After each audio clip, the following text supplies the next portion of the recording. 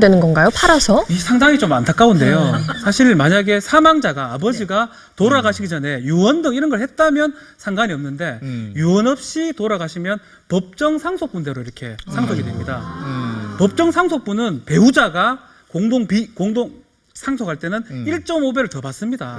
그러다 보니까 지금 말씀한 것처럼 아들은 1이고 엄마는 1.5를 받게 되고요.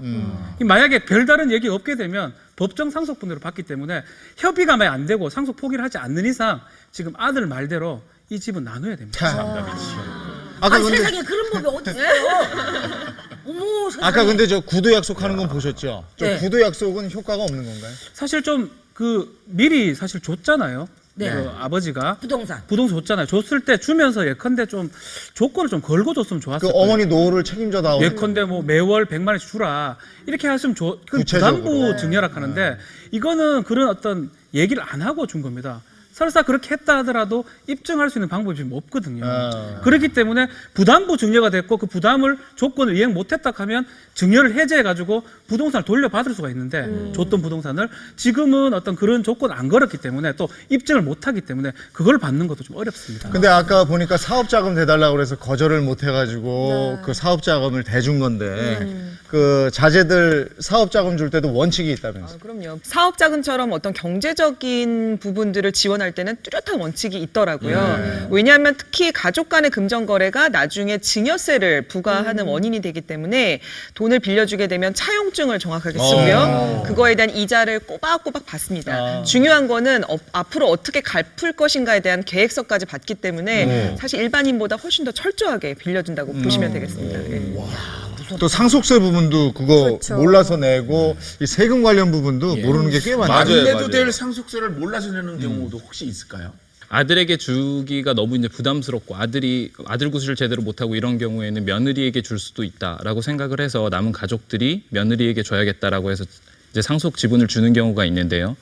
이제 법정 상속 유언이나 이런 게 이제 하자가 있거나 가족들끼리 그렇게 말을 했다면 이런 경우에는 아들에게 1차적으로 상속이 되고 2차적으로 며느리에게 증여가 된 걸로 봅니다.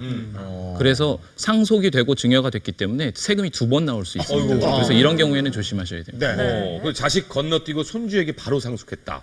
네, 이렇게 자녀를 건너뛰고 손자에게 직접 세금, 그러니까 상속이 되는 경우에는 자녀가 낼 세금을 한 번 안 내기 때문에 상속세나 증여세가 줄어들 것이라고 생각되는 경우가 있는데요. 이렇게 세대를 건너뛰어서 상속이나 증여를 하는 경우를 세대 생략 상속 증여라고 합니다. 이런 경우에는 내야 될 상속세나 증여세에 대해서 30%가 할증되기 때문에 상속세나 증여세가 훨씬 많습니다. 더 많아지네. 그리고 어차피 줄 거니까 나 사는 집도 아들 명의로 해준다. 집만 있고 다른 재산이 없는 경우에는 아들에게 집을 전부 다 주게 되면 어머니의 상속 지분이 모자라는 경우가 있습니다.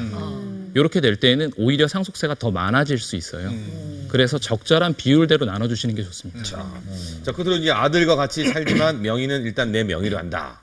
가장 좀 안 좋은 방법 중에 하나인데요. 그래요? 예. 지금 세법에는 동거주택 상속공제라는 게 있습니다. 그러니까 지금처럼 큰 집을 가지고 있는데 당장 세금 낼 돈이 없으니까 이 동거주택에 대해서 상속공제를 해주는 건데요. 자녀와 같이 10년 이상을 1세대 1주택으로서 살게 되면 최대 5억 원까지 동거주택 상속공제를 해주게 됩니다. 이럴 때는 자녀 이름으로 반드시 명의를 해줘야만 동거주택 상속공제가 되기 때문에 자녀 이름으로 해주시는 게 유리합니다. 네. 근데 그걸 자녀 이름으로 하다가 또 증여세 내라고 그럴까 봐 또 그렇게 못 하는 분들 있죠. 예, 그렇습니다. 그래서 그러니까 다른 재산들이랑 주택이랑 이런 재산들이 많으신 분들 같은 경우에는 주택을 자녀 이름으로 해주시고요. 그렇지 않은 경우에는 어머니와 자녀가 적절한 비율대로 공동 소유하시는 게 훨씬 더 유리합니다.